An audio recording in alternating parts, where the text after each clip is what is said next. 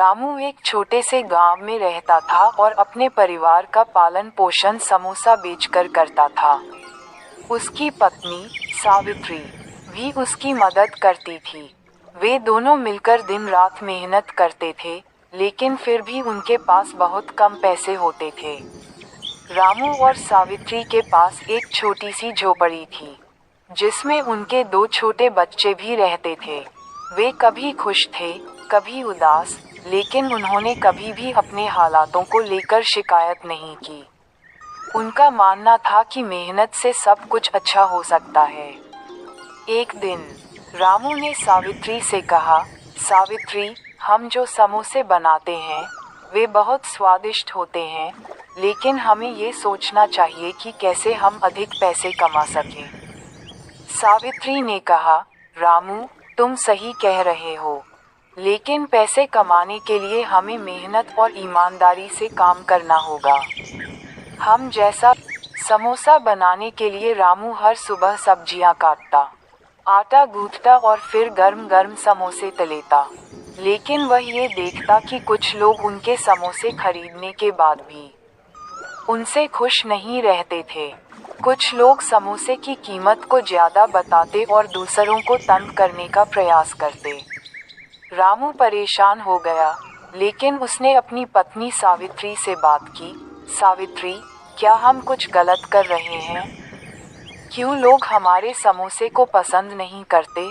सावित्री ने मुस्कुराते हुए कहा, रामू, तुम्हें याद है कि जब हम गरीब थे तो भी हमारी समझदारी और ईमानदारी ने हमें जीवन में आगे बढ़ने का रास्ता दिखाया था। उसी तरह आज हमें अपने काम में और भी ईमानदारी और लगन से काम करना होगा। सावित्री की बातों ने रामू को समझाया। उसने सोचा कि अगर वह ग्राहकों की जरूरतों को समझेगा और अपने काम में और भी बेहतर करेगा, तो शायद लोग खुश होंगे और उन्हें समझेंगे। रामू ने फिर से ग्राहकों से बात की, उनकी राय ली और समोसा बनाने की विधि में कुछ बदलाव किए। अब उसने कम तेल में समोसे बनाए, ताकि ग्राहकों को अच्छा स्वाद मिले और समोसा हल्का भी हो। इसके बाद रामू ने अपने समोसे को अच्छे तरीके से पैक करना शुरू किया, ताकि वे ताजे और स्वादिष्ट दिखें। कुछ महीनों बाद रामू और सावित्री की मेहनत रंग लाई। लोग उनके समोसे पसंद करने लगे।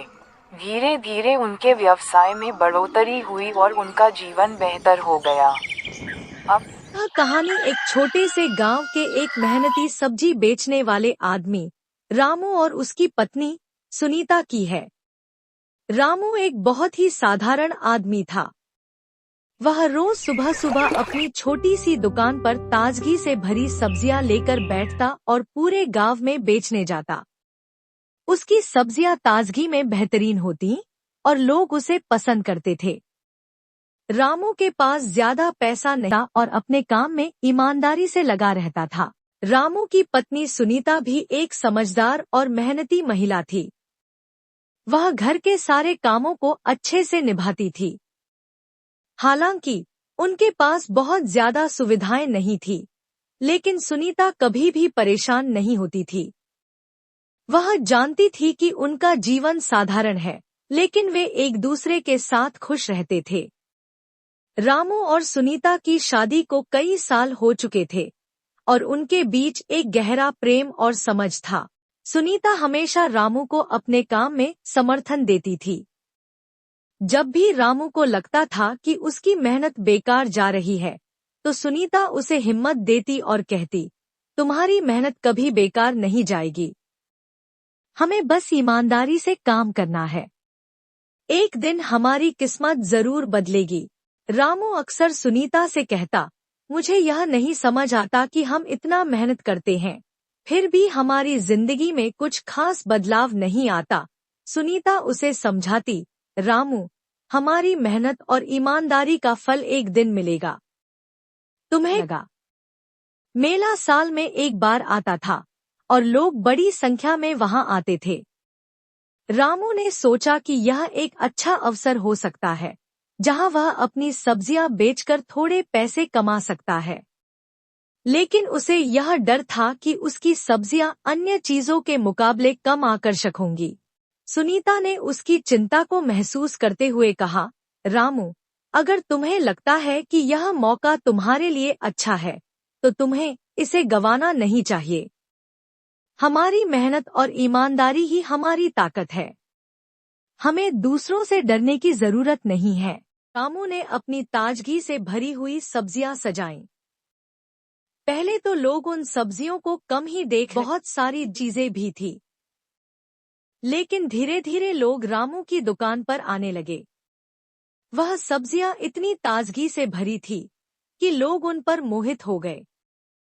सुनीता भी रामू के साथ मिलकर ग्राहकों को अच्छे से सेवा देने लगी। दिन बीतते गए और रामू की दुकान पर ग्राहकों की भीड़ बढ़ने लगी। उसकी मेहनत और सुनीता का समर्थन रंग लाया। कुछ ही समय में रामू का व्यापार बढ़ने लगा। लोग उसकी ताजगी से भरी सब्जियों को लेकर जाने लगे। मेले के अंत तक रामू ने काफी अच्छा मुनाफा कमाया था। रामू ने खुशी खुशी सुनीता से कहा, तुम्हारा साथ ही मेरे लिए सबसे बड़ा सहारा है। अगर तुम न होती तो मुझे यह सफलता कभी नहीं मिलती। सुनीता मुस्कुराते हुए बोली, रामू, हमारी मेहनत कभी व्यर्थ नहीं जाती। तुमने सही समय पर सही कदम उठाया। यही तो है जीवन में सच्ची सफलता।